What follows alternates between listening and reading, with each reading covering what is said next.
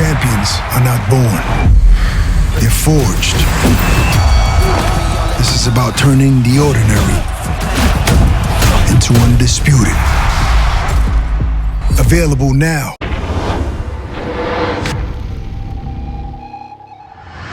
Morning peeps, good morning everyone. How's everyone doing? Hopefully you guys are all doing well. Don't forget, if you're new to the channel, like, share, subscribe. We're now sponsored, which obviously I'm very excited about. I say sponsored, it's more of a partnership, but look, whatever term or name you want to give it, it's great to link up with the guys at Undisputed. I've been working on this for about 4 months. We finally got it over the line about a month ago. I went up to see them in Sheffield about 2-3 weeks ago. And look, this is a bit of a milestone for this channel. I've had opportunities to get sponsorship before, but it just didn't work. It didn't fit. This does fit, right? It makes sense. A boxing game sponsoring a boxing channel. So it's a perfect fit. And what it means is that I can start to kind of put all the wacky ideas that I've got into place. I've got so many ideas for this channel. Honestly, I write them down on a daily basis. So now I've got someone that can help me put those wacky ideas into practice. Like some of those ideas now can kind of get the green light, which is important. So look, yeah, very excited to work alongside Undisputed. Can't thank Ash and the team enough. And as I say, watch this space because we've got some great content coming your way. I think a lot of you guys like the Ade Gman podcast when we're in when we're in person. A lot of you guys like the look back with G-Man. I hear you, I understand. And I've got so many more things coming. And all of those things will be coming sooner rather than later now. As with any new deal, they have sent me a few goodies that I'm going to give away. These Undisputed Deluxe WBC edition. Can you guys see that? Hopefully you guys can see that. They've sent me those and a few more goodies as well. Again, I'm going to give all these things away. I'm going to give one set of goodies away to the members. Makes sense. And then I'm going to give another set to everyone or anyone that signs up to the newsletter.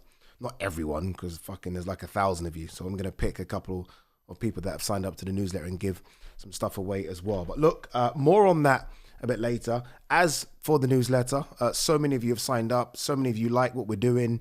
The voice note thing, I think, is a good idea, right? It's a bit more personable hearing my voice. So yeah, if you've not signed up for it, I don't know what you're waiting for. The link is in the description. We hit you every 2 or 3 times a week with news about what I'm doing. Obviously, I've just come back from the Club World Cup in Miami. So I've been doing a bit of football, which for me is like a first love. Like my sports really are football, boxing, athletics, tennis. In fact, I fucking love so many sports, but football's my first love. I guess for a few of you as well. So it's exciting for me to work on football. So now I'm trying to juggle football and boxing, and we're having fun doing it. But look, sign up for the newsletter. The link is in the description. Sign up to my TikTok as well. That's not even a sign up. That's just a press follow. I'll put that link up on the screen as well. All right. This might be a long bloody video because we haven't done a video for about 3-4 days. So I'm guessing there is a lot of crazy stories to talk about. Talking of crazy, this is crazy. Boxing trainer and manager Stephie Bull found guilty of drug charges. That's crazy. I don't even know what to say. It's not boxing related. He's a boxing trainer. Obviously, I guess famous for training Terry Harper and a number of other top fighters. But yeah, that's a wild story. And I'm guessing if he's been found guilty, boy, he's doing years in jail. You'd think that he would be making a bit of money in boxing. Not a lot, not millions, but enough. So look, I don't know. Again, it's a weird story, but it's a story. Galao Yafai on the interim title. I don't know how it works. I'm not a world champion. You know, I thought, and it still might happen, right? But I thought Galao would be a lot bigger than he is. I mean, bear in mind, he's an Olympic gold medalist. I mean, usually there was a time where you're an Olympic gold medalist, you're automatically a household name. You're automatically a star. It hasn't quite worked with Galao. I thought that he would have got a lot more plaudits because of the Sonny Edwards win. Like I thought his profile would have gone through the roof because Sonny Edwards' profile is pretty big over here. I do think it didn't help with Sonny retiring. So almost, it's a bit like when Callum Smith beat George Groves and Chris Eubank Jr. beat James DeGale. Because those fighters then retired, I don't think you get all the plaudits you should for that win. I thought he was incredible against Sonny, but it was almost like, yeah, but that was Sonny at the end. That was Sonny done. So of course he was going to beat that Sonny. Whereas I think on that performance, he probably would have beaten any version of Sonny. But look, he takes on Francisco Rodriguez on Saturday. That ain't easy. I'm telling you now, guys, do your research on Rodriguez. I mean, any South American in and around that weight class, that's their weight class. You look at Rodriguez's record as well. And in the last sort of 5 or 6 years, he only lost to one man. And that man is Junto Nakatani, who's on a collision course with Inoue. That's how good Rodriguez is. And Junto didn't blow him away. I actually thought the scorecards, having watched that fight back recently, were a tad bit generous to Junto. Like, you maybe could have given Rodriguez 3 or 4 rounds. In the end, Junto was Junto. But what I'm trying to say is, you know how good Junto is, right? So that's how good Rodriguez is. He's no scrub. This is not easy work. And the issue for Galao is when you're fighting these guys that not many people know. I mean, the trade know who they are, but the casuals don't know. You don't get the plaudits, or it doesn't grow your profile by beating these type of guys. There are some names in America where if you were to beat them, then yes, you get a profile raise. But I mean, Eddie and Matchroom have got some work to do because he deserves to be a lot bigger than he is, I think. Haime Mia, surprise, surprise, the B sample also test positive. He awaits a hearing now with the British Boxing Board of Control. I mean, I saw a statement, or at least Ariel on the show yesterday read out a statement to me from Munguia or Munguia's team saying, look, I've never tested positive.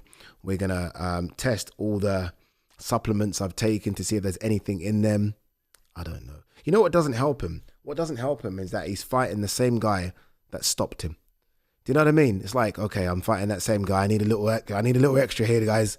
I need something to help me here, guys. Boxing fans have a right to not believe any fight that tests positive because the sport's littered with guys that saying, oh, I didn't know what I was doing. It wasn't I don't know. It's littered with it. Again, I've always said that this is the most dangerous sport in the world. And you'd like to think that guys are going to go in the ring on a level playing field. Like, if you're fitter than me, you're fitter than me. Fine. If you're stronger than me, you're stronger than me, right? But don't take enhancements. Let's just go in there, man on man, and let's just duke it out. So I hope that the British Boxing Board of Control dish out a long ban. I don't think they will. It's probably going to be a slap on the wrist, a year, and he'll be back. He'll be fine. That's how it is. Canelo Crawford venue confirmed to be the Allegiant Stadium. Here we go. September everything's confirmed though, isn't it? TKO, Dana White, September the 13th, Allegiant Stadium, Netflix, which is very disappointing for me because there would have been a good chance of me working on this event if it was on DAZN. I am going to go as a fan, hopefully get a decent seat, but I'm going regardless. I'm not missing this. I'm not doing a live watch long. I ain't missing this shit. I've got to go. I've got to see this. I think this is going to be an incredible fight. I think Canelo's dropped just enough to the point where the size won't make much of a difference. Like, Canelo's stockier than Crawford. He's not taller. Crawford's probably got a longer reach. Crawford's fresher of the two. I think it's a 50-50 scrap. In fact, I'm edging to Crawford. I would be surprised. This is how crazy my thoughts are. I'd be surprised if Crawford doesn't win. That's where I am with this. Some people are going to say, oh, whatever. That's where I am.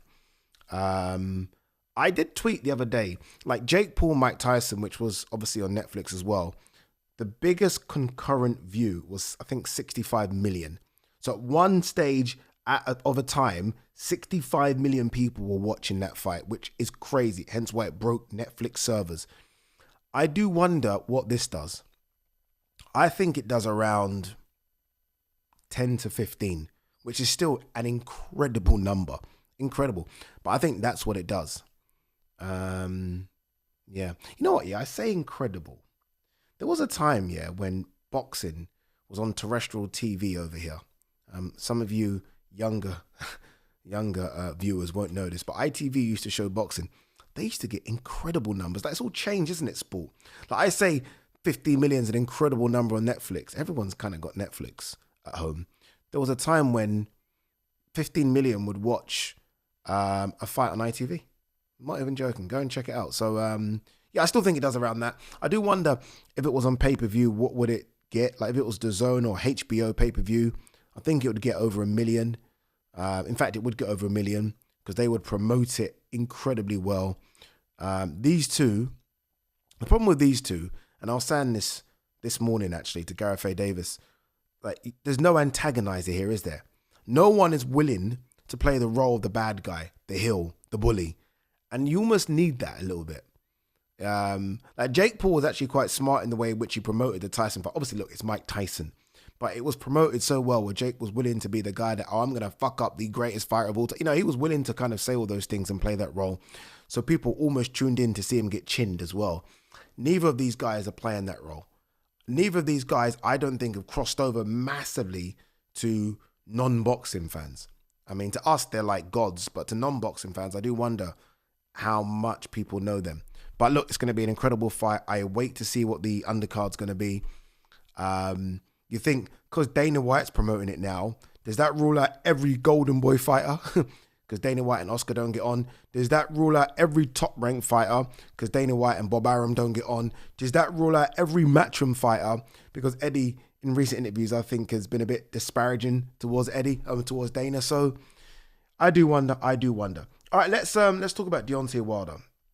I was going to do this video next week. Deontay Wilder fights next week, Saturday. Yeah, next week, Saturday. His first fight since that Zhili Zhang stoppage. Deontay Wilder has done a few interviews recently, and he's clearly going through a lot, which is almost sad to see because I interviewed Deontay Wilder prior to the Joseph Parker fight, and he seemed so at peace. I'm guessing his relationship was still intact right there, and he seemed to be just, I'm cool. You know, I've had some time out away from boxing. I've not missed boxing. My life is good. Boxing's a bonus, whatever. That seemed to be his mindset. Fast forward nearly 18 months and the rage is back.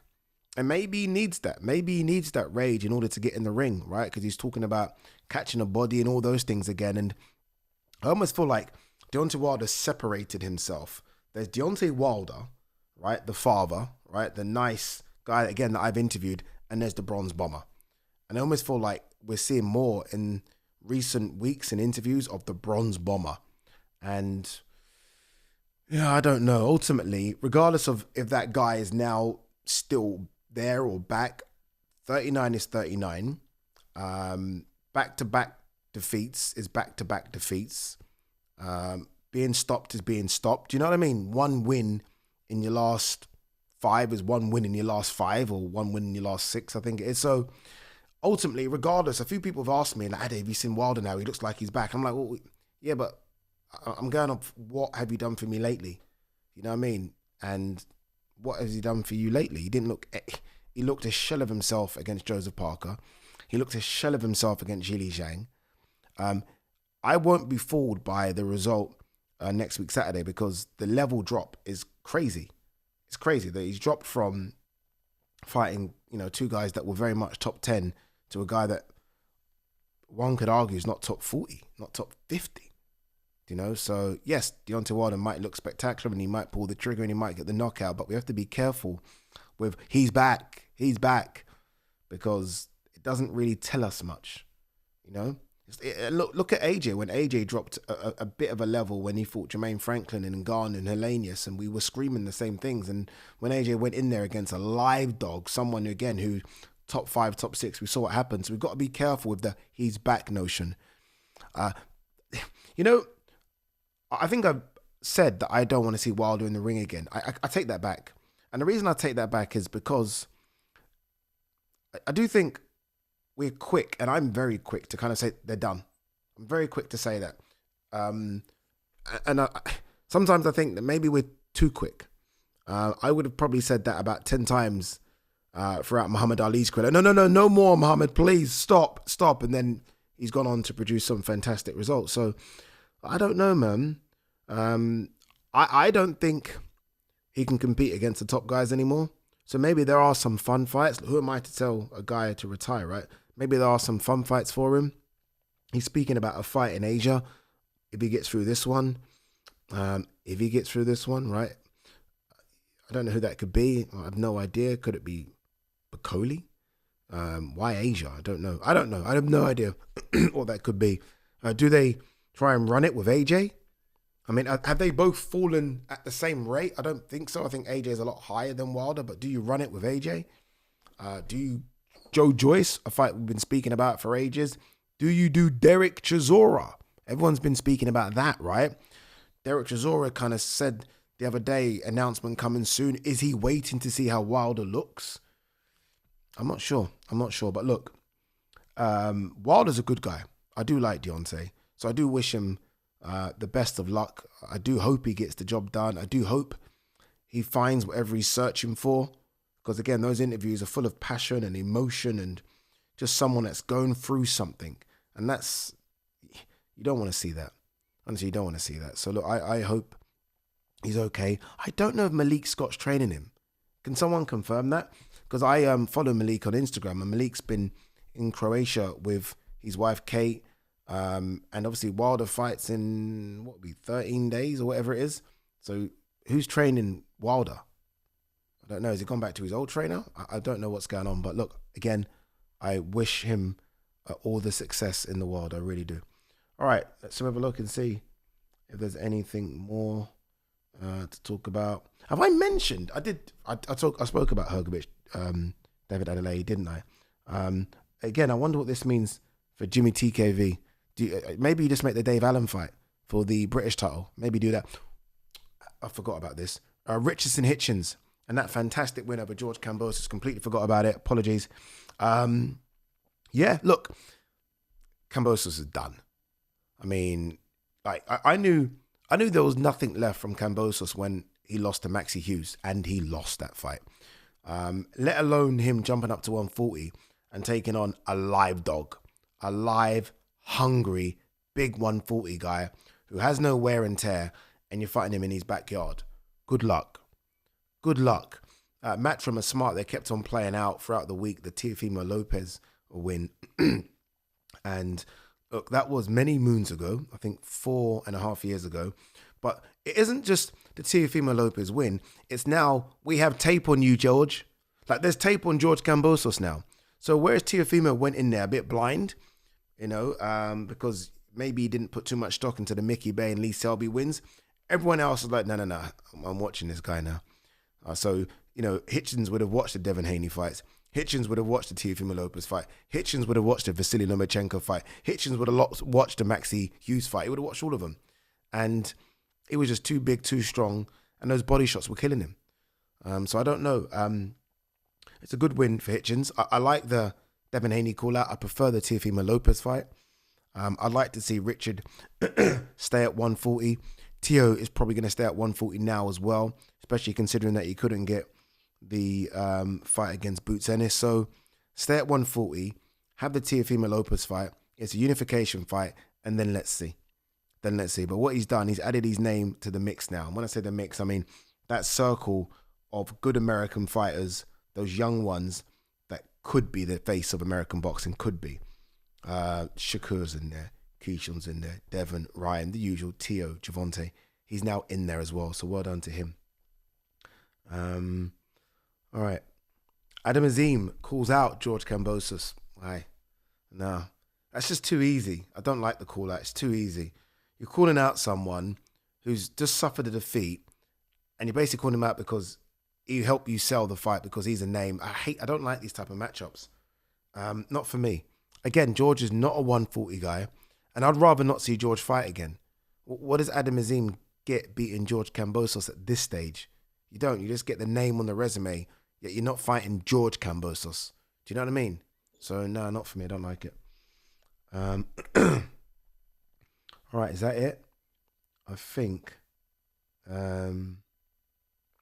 that's it. I did see something the other day. Or today, sorry. I saw something today. We'll wrap on this. How long is this video? 20 minutes. Something about the British Boxing Board of Control wanting to speak or calling in Chris Eubank Jr. to talk about his sauna weight cut. In fact, let's not speak about it because I'll get myself in trouble.